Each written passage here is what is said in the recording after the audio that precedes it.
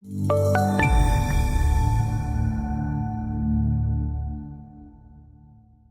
hello, welcome to the second panel for the Ogilvy PwC studio here at Cannes.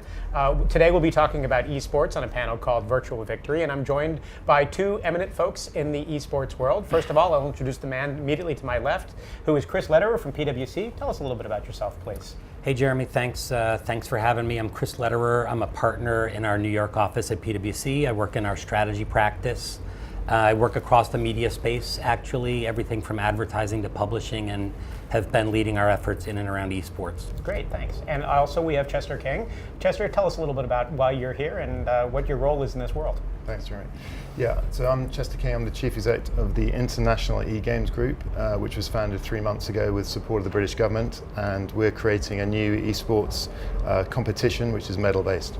Wonderful. So why don't I kick off with you for a question, because I think there's been some controversy as to whether or not esports is, in point of fact, a sport.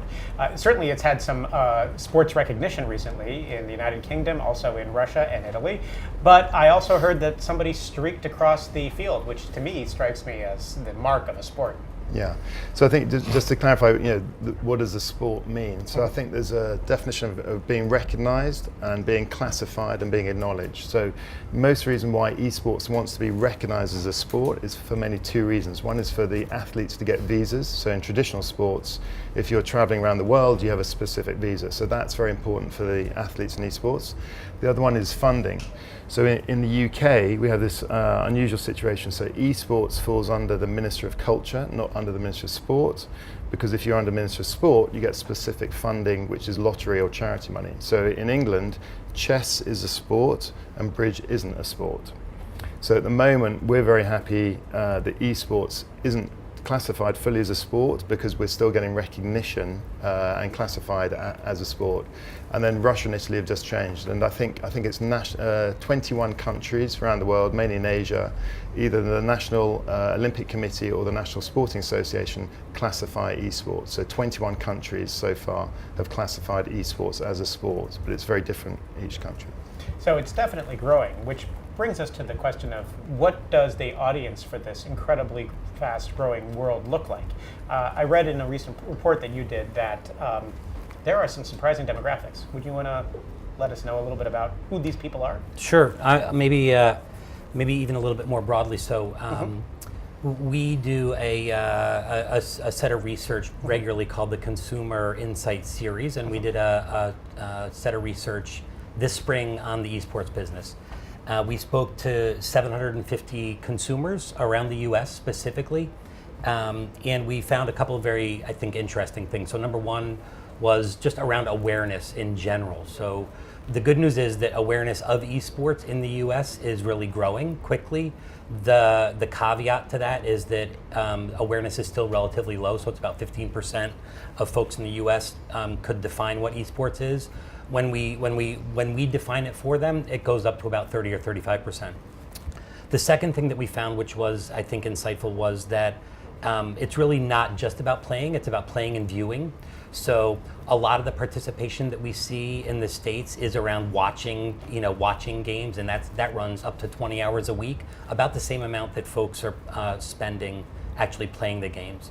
The third, and to your point, Jeremy, maybe one of the more surprising insights coming out of this was really kind of who's participating in esports. So we asked a pretty broad question about who's playing, who's watching, who's talking about it, and what we heard back was that it was very balanced between male and female, which was, I think, very counter to the idea that this is all about teenage boys in the basement.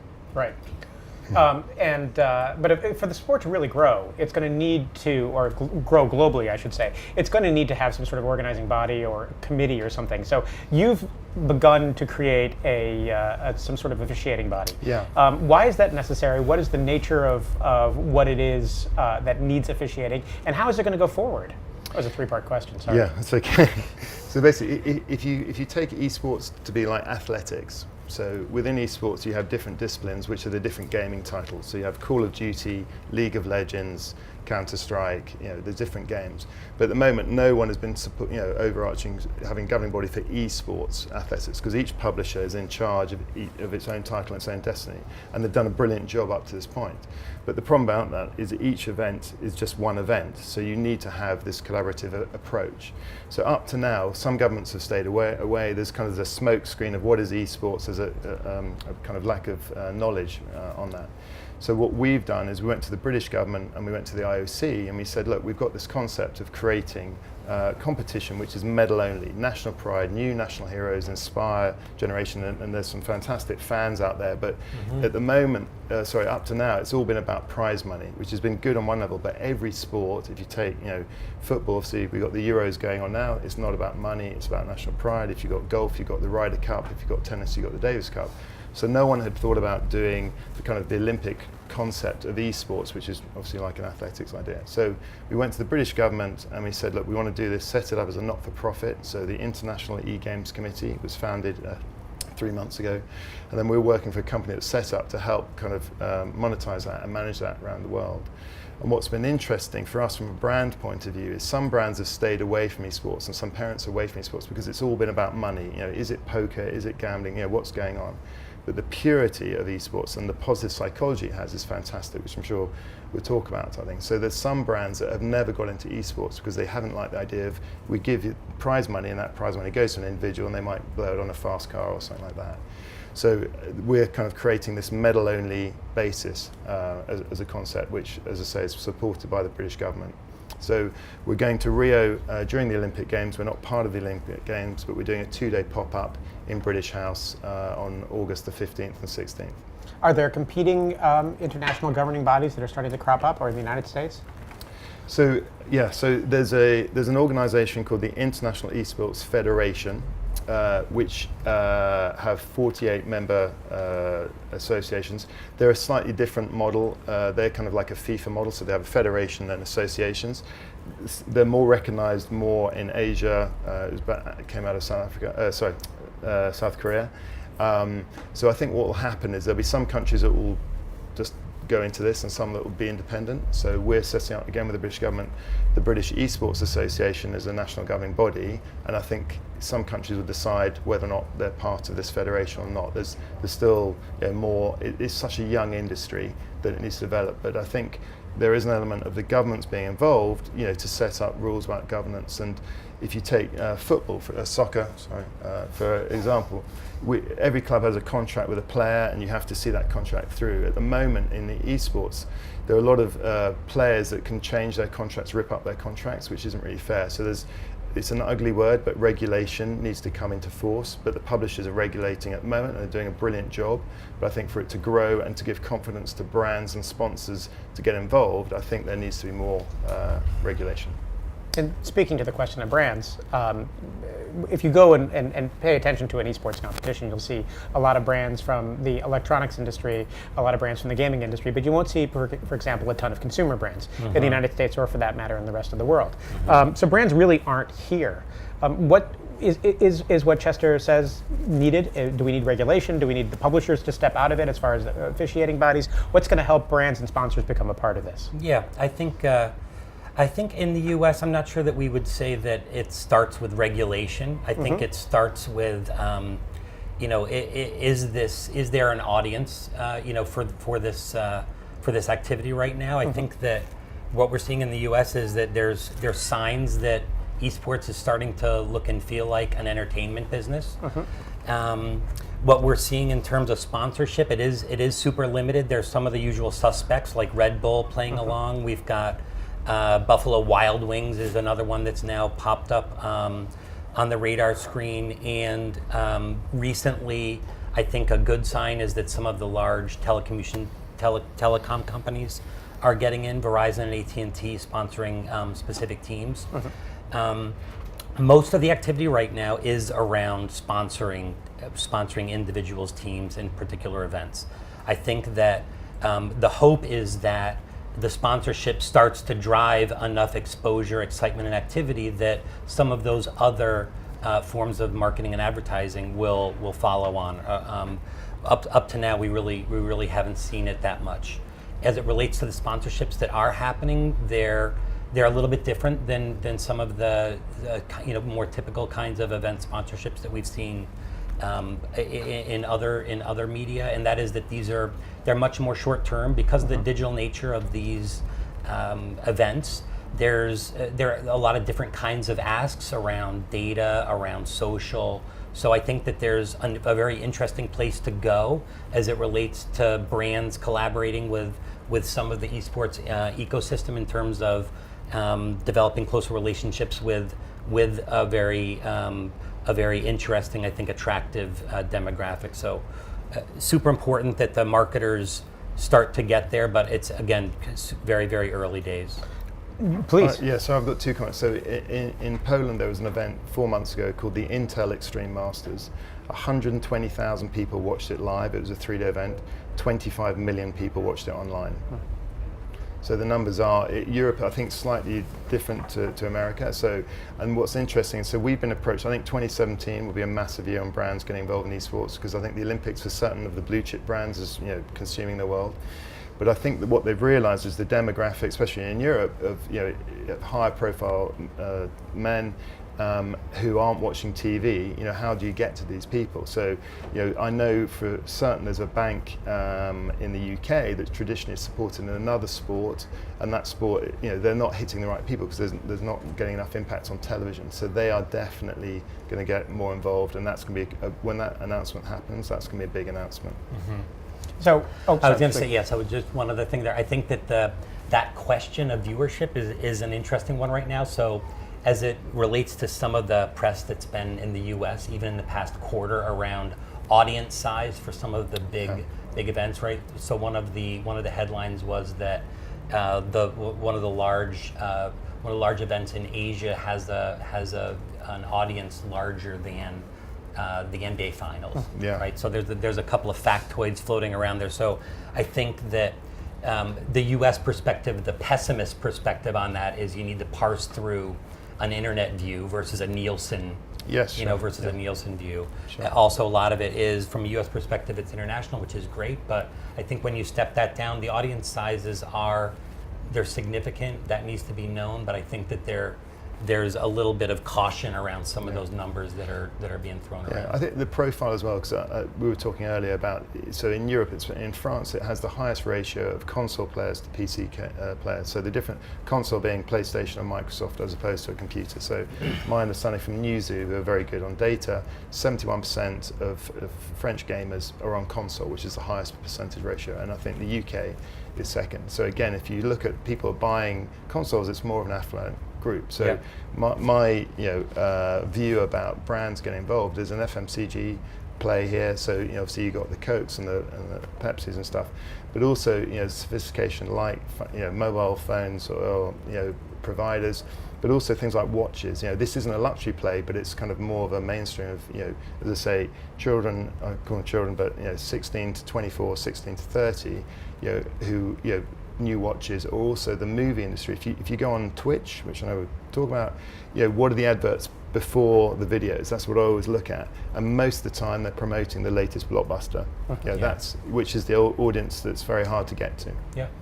So Chris brought up the question of the audience split being nearly half female, half male in the United States. Do you find that is true in the rest of the world as well? No, I think Europe is definitely more in favour of men. I mean, the brilliant thing about esports, again, it is gender neutral, and there's what we're trying to achieve in our world is trying to get more females to play. We'd love to have balanced teams, balanced pro gamers, and I think the only thing that has marred a lot of women going into esports in the UK is there's a bit of toxicity, and I think that's something that we as industry, again, that's your question about why should governments get involved.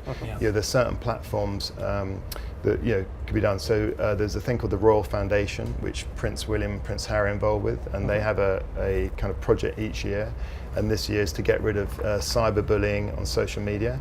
and eSports wasn't on that agenda, and we made a big play to say, look, surely eSports has to be on there, because when you're gaming, you can do messaging on Twitch. So I think if you can get rid of these barriers of sexism, which there is a tiny bit of toxicity, I think it'd be fantastic, because you could ultimately have a team that is balanced, or more women or more men, and that's what would be fantastic. Again, from a sponsor point of view, you've got a team that's open for all. So one of the main issues that was just brought up by you, Chris, was the question of measurement. And measurement seems to be a bigger issue in this space than it is in perhaps some more traditional media spaces. Is that going to need to get solved before brands are really participating in a big way? Or at least the big consumer brands? Well, yeah, I mean, the answer immediately is yes. I mean, we've got much broader measurement issues in and around, in and around the ecosystem than esports specifically. Right. So yes, it needs to get solved. Again, I think that early days, this kind of test and learn environment that the marketers are in, I think it's less. It's not an expectation going in from the marketer side that this is a fully baked environment where they're going to be able to track their return on investment.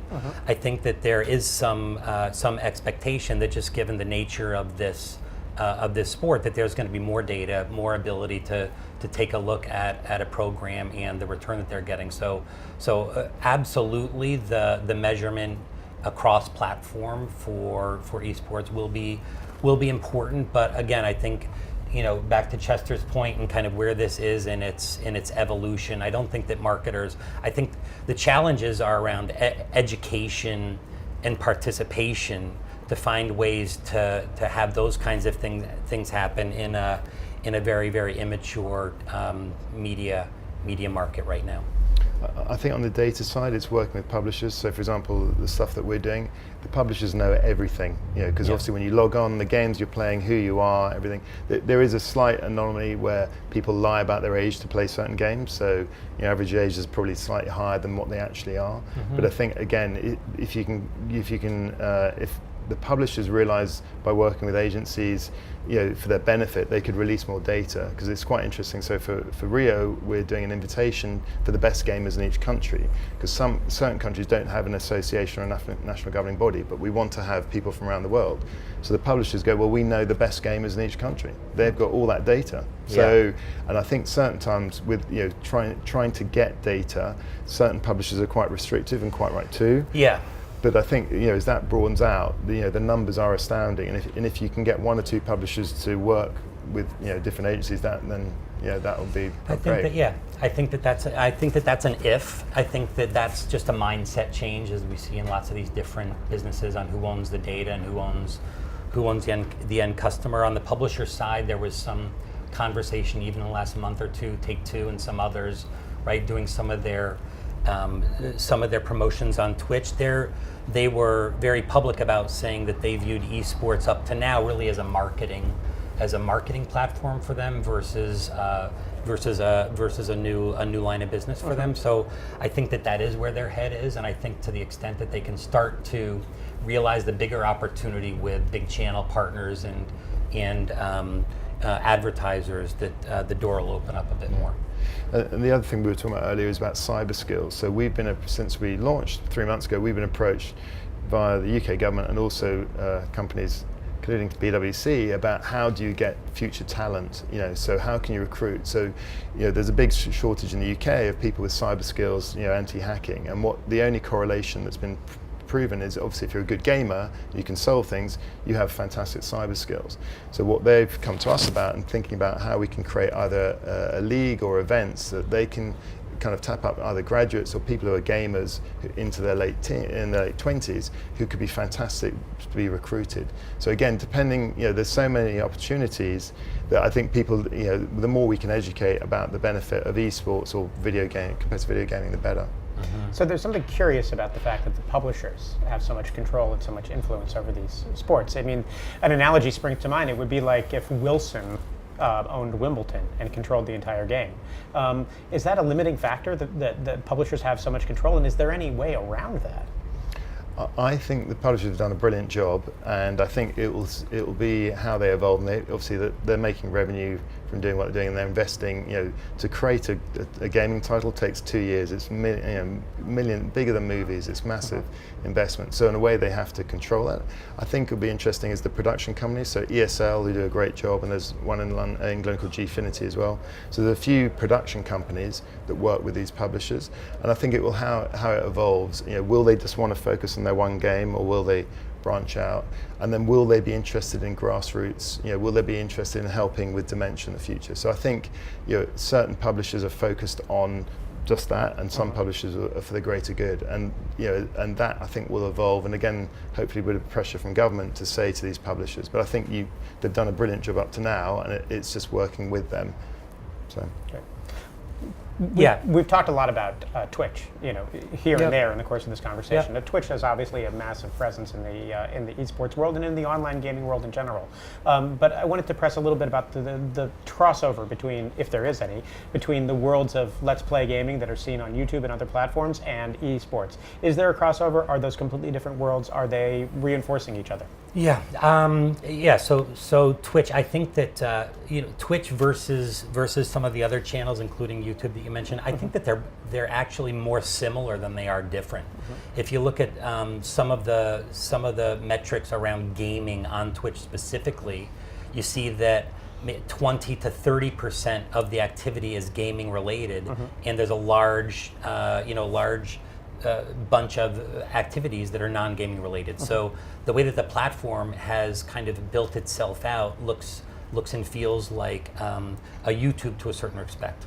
Well, I think that for Amazon, having a Twitch platform is a perfect fit with their strategy, obviously, around video, around AWS, and other kinds of capabilities that they have. So I think that as it relates to gamers specifically, it's a great Trojan horse.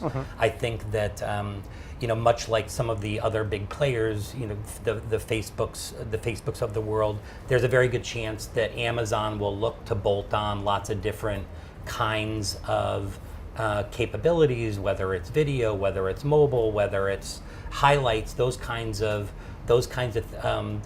platforms that you see now bubbling up in little individual niche plays. I think that it's quite possible that that Twitch will start to build some of those capabilities out, and I would expect that they have a long, happy life. As the leader there, it's also nice that they're able to look and learn from the 5 years of YouTube and this and that. So when they're going to market and figuring out how much to charge as a distributor, well, there's a basis for that already in the market.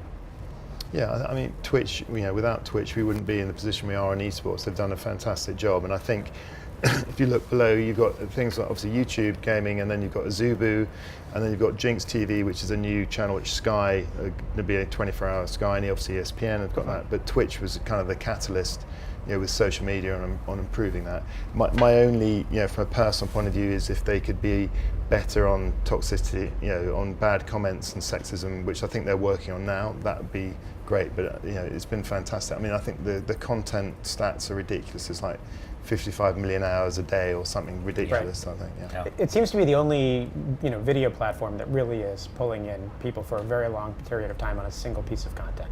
So it seems to be a different kind of a viewership model than has emerged yet in the online space.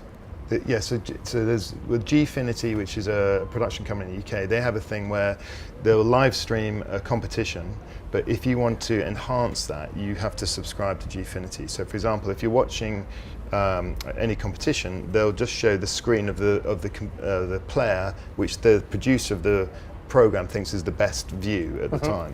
But in a team, you might have five players each side, and you might think, actually, I really want to follow Jeremy, he's my hero. You can't do that. So you can have enhancements where actually I just want to follow your screen and what you're doing and how you're playing the game. So it's a bit, I don't know if you follow Formula One, where you can choose your driver and the channel. So personalization will be enhanced. And at the moment, Twitch is quite flat, so there will be some changes in that. So it would be interesting if you end up having some niche followers like Azubu TV are kind of doing enhancements as well. But I think for the mainstream who aren't watching actual competitions, Twitch is fantastic. I think that your question also raises another point, Jeremy, around kind of what the makeup of participation looks like. You know, this is not a removed, you know, interaction. You're not Right. looking at or participating in this content from afar, right? So we used to talk about, and we still do talk about, the super fan as separate from the creator, if you will. And I think, you know, what's super interesting about this space is that the fans are the creators. The individual that is, or the team that is creating the gaming experience. They're front and center. It's not LeBron James playing inside there. It is myself as an individual, my own icon, my own brand, and everything gets created. It's placed inside the experience and brings it to life. And I think that we're seeing that, you know, kind of integration between fan and creator across a lot of different media types. And this, you know, I think that the gaming environment, esports in particular, is one that that brings that to life. So both Chester and I have kids who are 15 or 16, as we discovered. I do too. And you do too. So all Yeah. three of us are kids right in this demographic. My son, for example, is incredibly into e-games and watching competitions, but he's Yeah. not a competitor. Yeah. Do you find a strong crossover between those who participate and those who just spectate, or do you find that the worlds tend to be somewhat removed from one another? This is armchair opinion. Oh, okay. Right. Well, we're in armchairs. We're in armchairs, so it works. So the whole thing's armchair opinion. Right. I mean, I think that it's about you know, kids getting confidence in actually competing. So I mean, my sons are big gamers, Call of Duty guys, and they watch a lot now, and they're figuring out, you know, in what forums they can start to test their ability to compete in a more formal way. They do obviously tons of informal, you know, mashups and this and that, but I think I fully expect, I mean, they're definitely interested in learning more about the competitions. For them, it's about kind of finding access to those, you know, kind of the B League competitions before they start to really move along. So just on classification, so my son's a Call of Duty player as well, and in the UK you have a PEGI rating, and so the Call of Duty, to purchase Call of Duty you have to be 18, but to play it at home you don't have to be 18, but to view it live in a theatre, an arena, you have to be 18. But when you play the single game versus a multiplayer game like a competition, it's actually not as violent as a normal game. So there's a big, again, this debate about who should get involved and governance and stuff. And we have a trade association called UKI who do a brilliant job as well, and they're trying to help, you know, between the trade and between the publisher, and the consumer. So there's a debate saying, well, look, if in a competition play, actually, it can be a PEGI rating of 14, then the people who actually really are playing at home is not a problem. So I mean, my son will only play Call of Duty. So he's literally not playing any other game. So it's quite interesting. Right. And I've tried to show him other games, but he's Call of Duty mainly because he's good at it. So he and there's a moment of being a proud dad. So, you know, I said to my son, you know, have you played with he just started a new school, and I said, have you played with your friends? And he said, yeah, 100 of us all went online and played a certain game, and it was last man standing. And I said, who won? And he said, well, I won.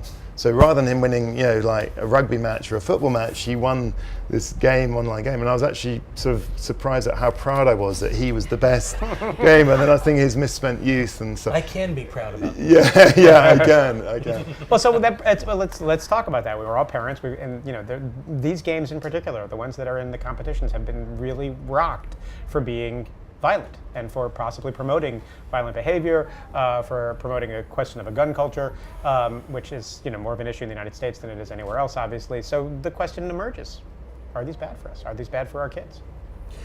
Yeah, I mean, I'll answer first, and then Chester has maybe something to say as well. But I guess my take on it is that I have some concerns about it from a health and wellness standpoint versus it contributing directly to gun violence. So I was reading, I read something, a psychologist said something to the effect of, look, if you play 4 hours of Call of Duty, you're going to be a little ramped up, but you're not necessarily going to go out that minute and commit a violent act. So I think that there's certainly, something about sitting in front of these very intense, visually, beyond stimulating. I mean, if you do it in front of a large flat screen, it's hot, it's immersive, it's everything. And your kids walk out of here like they just had a workout. I mean, they're literally flushed and ramped and all those kinds of things. So I think that there is, I think that there is something just physically and also mentally about that kind of intense interaction that can be a bit, I don't want to use the word addicting, but I can't think of another one right now. Mentally arousing. Right, mentally. So those are my concerns more than, my kids or others that I know becoming directly violent with guns. I don't see that connection, but certainly, a less direct aggression. I think that there is that kind of outcome.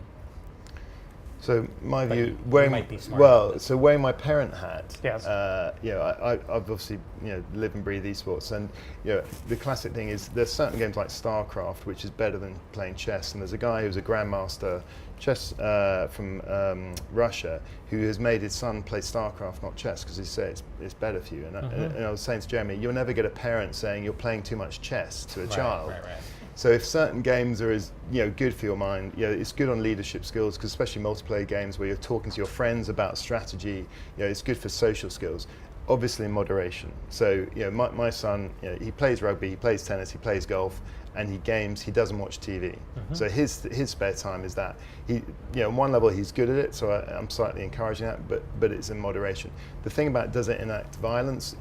My personal view, there's a fantastic book that Jeremy and I have talked about called Reality is Broken, and there was a study done on your emotional spectrum, and depression is the worst, and gaming is the best. And gaming could be physical sports or traditional sports like tennis or golf, and it's gaming. So you get this ultimate, you're escaping from reality, but you're feeling buzzed, or whatever the right word. Yeah.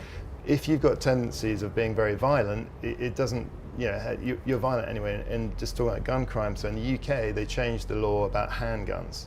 So we could all have handguns up to about 20 years ago, and then the law changed. So we can have, if you're a farmer, or you go shooting, you can have a rifle or a shotgun, and they got rid of handguns, right?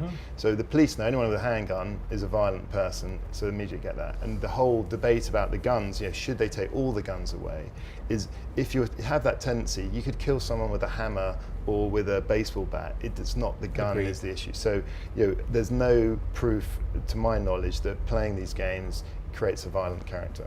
Yeah, great. So these kids that we have are playing these in formative years. Those of us who played sports as youth, we're weekend warriors still frequently in those sports. You're still playing tennis. I don't know if you play any sports. I'm still out there playing squash really badly. So do the children of this generation have a future to look forward to in which their weekend warrior days will be spent gaming? Will the CEO of the future also have been playing one of these games? It's a two-part question. Yeah, I mean, yeah. The CEO aside, I think that I think it's highly possible that we're going to see, individuals as they get older, kind of look to chances to game again. So, I have a nephew, was a big gamer growing up. Went to college, packed up the car, Xbox in the car, off to college. Re-engaged new sets of friends, gaming to college. Went to get his first job at GE. It's still sitting there, and so he grew up as a gamer, and that's kind of part of his package as he moves through life a little bit. I think that if I look for ways that I interact with my kids right now, I do it with golf clubs and footballs and baseballs. I could see my kid interacting with their kids potentially in front of a game, right? So there's so I think that as much as it is individually carrying that through their life, I think it's potentially more of a way to connect with with family through the years, and maybe individually with your kids is the way that I would expect it to play out a little bit, versus it being something that a CEO or a 50-year-old is still kind of avidly involved in. So I have two views on this. So if you do the traditional model of family is at home in the 50s, all around one TV. Yeah, we're all watching one channel. In the UK we only had like 3 or 4 channels, and we were watching television. And then obviously when more channels came around and TVs became cheaper and second screens, the whole family went away. But now what's happening in my household is on a Saturday night, we're actually in front of one screen again because we're all gaming against each other or with each other, depending on the Call of Duty. So I think there'll be an element of that, and you often get guys and girls playing FIFA on the weekend and following soccer tournaments type thing. So I think the other thing you said is, will it replace sport? I think everyone's got this mindset of esports taking over traditional sports. It's not. It's part of a balanced life, and I think it will take out more television programs and that. And as I say, would I prefer my son to watch 4 hours of television or game for 4 hours? Obviously, I'd want gaming because there's some benefit of that. Ideally, he wouldn't do that, but I think in the future, the other thing that publishers have done is they've made games easier.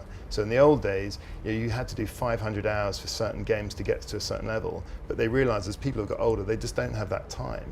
So certain games like Overwatch, which has just come out, is a very friendly first-person shooter game from Activision Blizzard, and it's a shooter game, but you're not killing people, you're killing kind of robots and gorillas, and it's more fun. So I think there'll be when time is short. If you look at people mobile gaming when they're on in England on the underground, on quick game. So I think they will game, not to the extent, or they'll get a career in gaming. If you ask my 15-year-old what does he want to do, he wants a career in esports. Without a doubt. And I'm from a traditional sport background. There's so many careers in traditional sport. There's obviously going to be careers in esports, and I think I'm very fortunate that I've got rid of this kind of smoke screen about esports, and I can really see kind of not only the value but also the kind of the future. So let's wrap up with a sort of a summation, if you don't mind. So looking to the future, since we've been talking about our kids growing up, what will the future of esports be? Will it be a virtual victory for this, or is this a flash in the pan? Chester, you want to start? I think it's only going to get bigger and bigger, and I think the more brands understand that and get behind it, and we just need a few believers to go on this journey, and I think they'll be able to influence it. And as I say, there are games for good. There are games that, as I say, some people have an issue, mainly in the West, with first-person shooter games. So I think it's only going to improve. But I think it's a great opportunity to be at the beginning of its growth to go mainstream. I mean, I totally agree with that. I think that in the States in particular, it's a moment, it's a bit of a tipping point where all of a sudden everybody's, the awareness is increasing. I think the levels of participation now are brand new. There's great new investors, high profile investors in the space. There are media companies, Turner, ESPN, Yahoo, others making bets on esports. So I think that we expect it to turn into a robust, interesting, exciting new kind of entertainment business in the U.S. Sounds great. So it sounds like the future is just secure for this industry, but we have to figure out some things: governing bodies, measurement, publishers versus players, and the role of brands and other third-party players. And new champions. Yeah, I mean the main reason why I'm doing what I'm doing in Britain is because we want to have a global British champion. Yeah, so this tribalism is very positive in the right way. So that's, there's a team called Luminosity out of they're Brazilian players. They're the best at what they're doing on a particular game. From Britain we're feeling a bit kind of flat. We want to be up there. Asia's very strong. So there's a group of people that want, in any sport, who want to have the best. And I think I mentioned that British cycling have done a brilliant job in the UK. We won a gold medal. We won the Tour de France, and now cycling is very strong. So that's what we need to do. So maybe the next person on the Wheaties box, or in the UK the Weetabix box, will be an e-gamer. Yeah, maybe. Great. Thanks very much, gentlemen. Okay. Thank you. Thank you. Thanks. Thank you. Thanks, Jeremy. Thanks.